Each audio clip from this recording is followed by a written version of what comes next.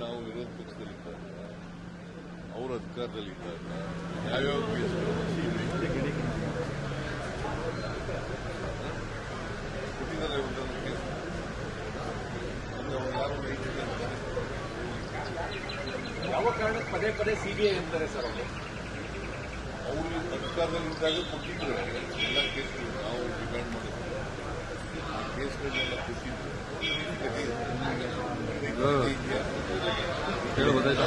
Case ಕೊಟ್ಟಿದ್ರು ಯಾರು chief ಅನೇಕ ಕೇಸ್ಗಳನ್ನ ಒಂದು 7 ಕೇಸ್ಗಳು ಸಿಬಿಐ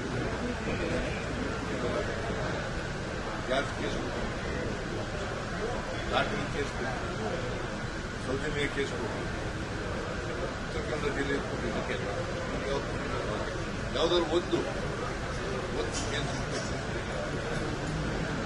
ಜನಾಂದೋಲನ ಮಾಡ್ತೀವಿ ಅದೇ ಕೇಸ್ ಇಟ್ಕೊಂಡು ಇಡೀ ರಾಜ್ಯಾದ್ಯಂತ ಮಾಡ್ಲಿ ಅವರು ಈಗ ಆಂದೋಲನ ಮಾಡಲಿಕ್ಕೆ ಅವ್ರ ಪಾರ್ಟಿಗೆ ಸೇರುತ್ತೆ ವಿರೋಧ ಪಕ್ಷದಲ್ಲಿರುವಾಗ ಏನು ಆಂದೋಲನಗಳು ಮಾಡ್ತಾರೆ ಏನು ಚಳುವಳಿಗಳು ಮಾಡ್ತಾರೆ ಏನು ತೆಗಿಬೇಕು ಮಾಡ್ತಾರೆ ಅವ್ರಿಗೆ ಸೇರುತ್ತೆ ಅವರು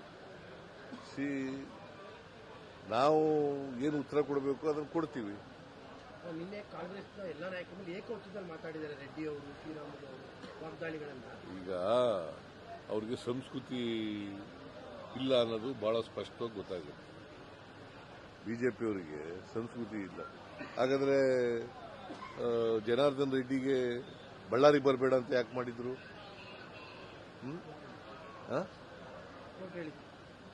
ಬಳ್ಳಾರಿ ರಿಪಬ್ಲಿಕ್ ಆಫ್ ಬಳ್ಳಾರಿ ಅಂತ ಮಾಡಿದವರು ಯಾರು ಬರೆದಿದ್ದದು? ಸಂತೋಷ್ ಹೆಗ್ಡೆಯವರು ಲೋಕಾಯುಕ್ತರಾಗಿದ್ದಾಗ ವರದಿ ಕೊಟ್ಟಿದ್ದಾರೆ. ರಿಪಬ್ಲಿಕ್ ಆಫ್ ಬಳ್ಳಾರಿ ಅಂತ ಬರೆದವರು ಯಾರು? ಯಾರಿಂದ ಆದ್ದು ರಿಪಬ್ಲಿಕ್ ಆಫ್ ಬಳ್ಳಾರಿ?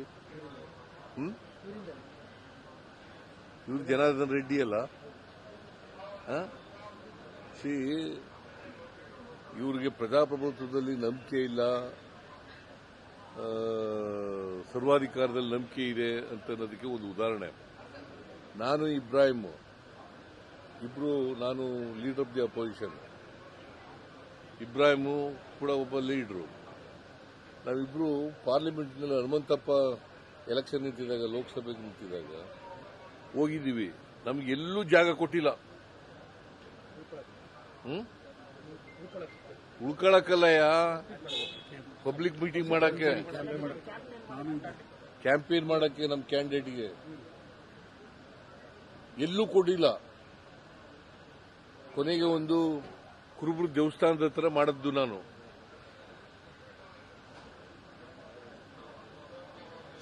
ಅವ್ರಿಗೆ ಪ್ರಜಾಪ್ರಭುತ್ವದಲ್ಲಿ ನಂಬಿಕೆ ಇಲ್ಲ,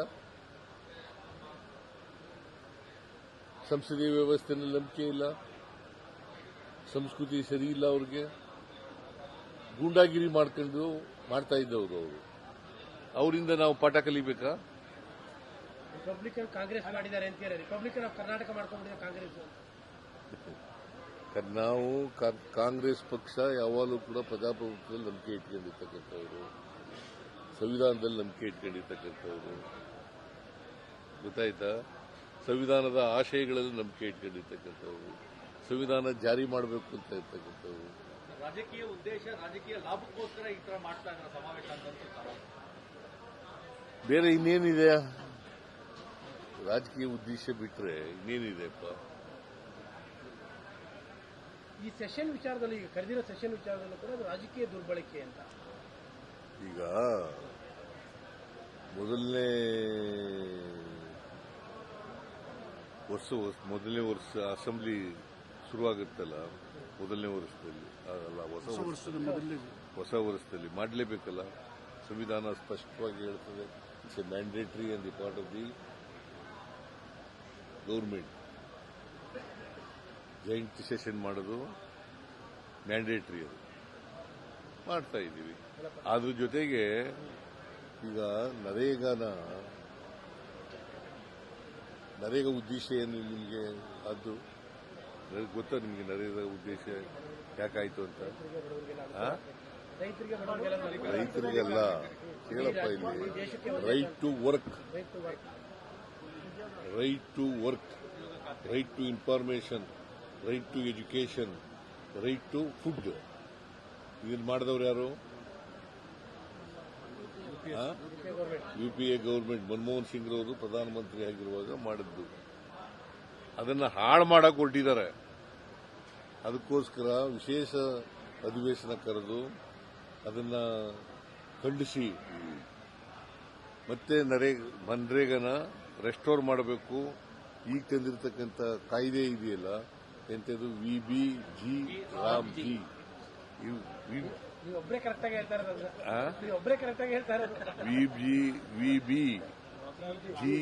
ರಾಮ್ಜಿ ಗೊತ್ತಾದ್ರ ಅರ್ಥ? ಅದನ್ನ ಎಕ್ಸ್ಪೆನ್ಷನ್ ಗೊತ್ತದು? ಹೇಳೋ ನೋಡೋಣ. VB ಅಂದ್ರೆ Viksit Bharat, guarantee for Rozgar, Ajeevika mission Grameen. ಅದರರ್ಥ ರಾಮಲ್ಲ, Rozgar, guarantee for Rozgar, Ajeevika mission Grameen ಅಂತ ಅದರ ಅರ್ಥ. ಮೊನ್ನೆ ಡಾಕ್ಟರ್ ಡೀಟೇಲ್ ಪ್ರೆಸ್ ಮೀಟ್ ಮಾಡಿದ್ರು. ಡೀಟೇಲ್ ಸರ್, ಇದು ಲೋಕಾಯುಕ್ತ ರೈಡ್ ಆಗಿದೆ ಸರ್. ಇಲ್ಲಿ ಅಬ್ಕಾರಿ DC ಮೇಲೆ ಸರ್, ಅವರು ಒಂದು 2 ಕೋಟಿ ಲಂಚ ಇಸ್ಕೋಬೇಕಾದ್ರೆ ರೈಡ್ ಆಗಿದೆ ಸರ್. ಅವರು ಕೂಡ ಒಂದು ಆಡಿಯೋ ಸಿಕ್ಕಿದೆ. ಆಡಿಯೋದಲ್ಲಿ ಈಗ ಯಾರು ತಿಂತಾರೆ ಅವ್ರ ಮೇಲೆ ಕ್ರಮ ತಗೊಳ್ಳಿ. ನಾವು ಅದ್ರ ಮೇಲೆ ಅದಕ್ಕೆ ಅಡ್ಡಿ ಬರಲ್ಲ. ಸಚಿವರ ಹೆಸರಿದೆ ಸರ್, ಅಬಕಾರಿ ಸಚಿವರ ಹೆಸರಿದೆ. ಅವರು ಕೊಡಬೇಕಾಗಿತ್ತು. ಗೊತ್ತಿಲ್ಲ, ನನಗೆ ಗೊತ್ತಿಲ್ಲ. ಬಿಜೆಪಿ ಅಲಿಗೇಷನ್ ಅದ್ರ ಮೇಲೆ ಶುರುವಾಗಿದೆ. ಈಗ ಭ್ರಷ್ಟಾಚಾರ ನಡೀತಾ ಇದೆ. ಇಷ್ಟರ ಮಟ್ಟಿಗೆ ಲಿಕ್ಕರ್ ಸಚಿವರು ಅದನ್ನ ಈಗ 40% ಕಮಿಷನ್ ತಗೋತಾರೆ ಅಂತ ಯಾರು ಹೇಳಿದ್ರು?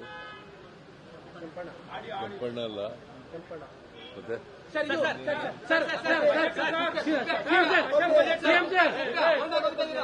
ಹೆಚ್ಚಿನ ವಿಡಿಯೋಗಳಿಗೆ ಪ್ರತಿಧ್ವನಿ ಯೂಟ್ಯೂಬ್ ಚಾನೆಲ್ ಸಬ್ಸ್ಕ್ರೈಬ್ ಮಾಡಿ, ಬೆಲ್ ಐಕಾನ್ ಕ್ಲಿಕ್ ಮಾಡಿ.